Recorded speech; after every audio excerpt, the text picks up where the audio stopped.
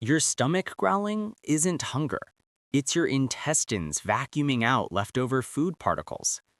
Your digestive system uses wave-like muscle contractions called peristalsis to push food through your gut. These waves happen every hour whether you've eaten or not. It's automatic housekeeping. When your stomach is empty, these contractions squeeze pockets of gas and air instead of food. The moving air creates vibrations. Your empty stomach amplifies the sound like an echo chamber. This is borborygmi, your gut cleaning itself between meals. Follow to understand your body better.